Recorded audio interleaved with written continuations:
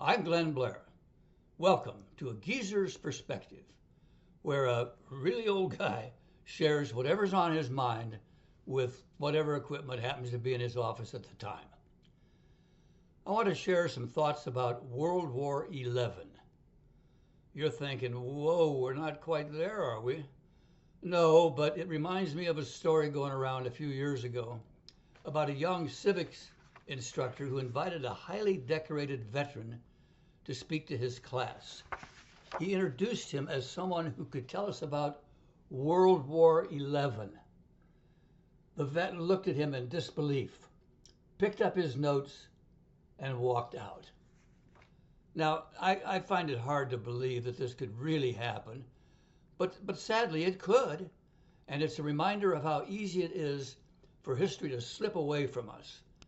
People forget, and some want to rewrite history. World War II just about matched my grade school days. I started first grade in September of 1941, and just a few months later, December 7th, 1941, Pearl Harbor. I never thought too much about the war. At the time, it was just a part of my life. I never really knew any other way of doing things. But I knew about it from parents and friends, and the newsreel was part of the Saturday afternoon movies. For a full account, I refer you to my YouTube U-Talk entitled World War II Through the Eyes of a Grade School Boy. It's about the songs, rationing, home gardens, impact on sports.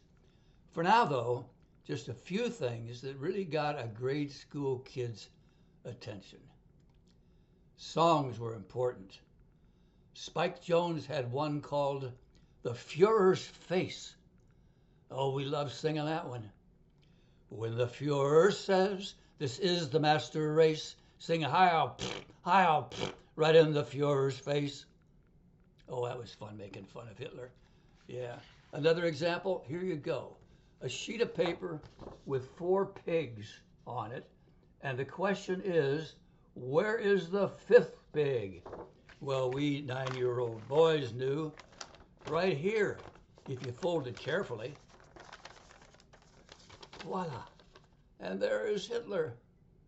That amused us 9-year-olds. And it still amuses this 89-year-old, I have to admit. I wonder if anyone is familiar with the expression, Kilroy was here.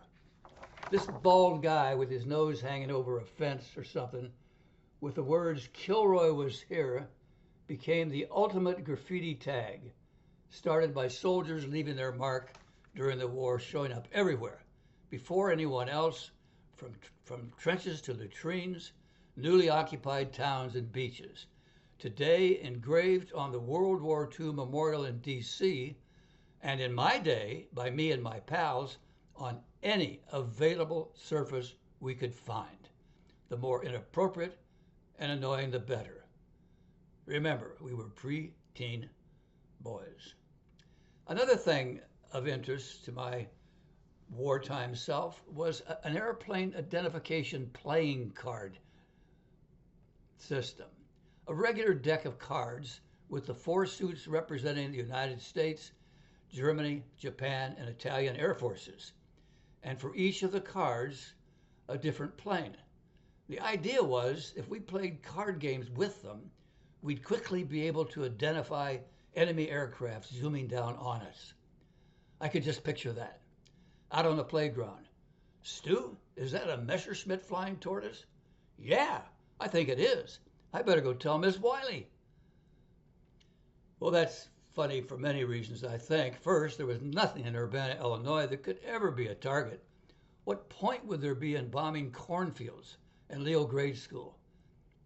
Further, it seems unlikely that the Messerschmitt could get that far without being spotted by some other kid on the East Coast somewhere.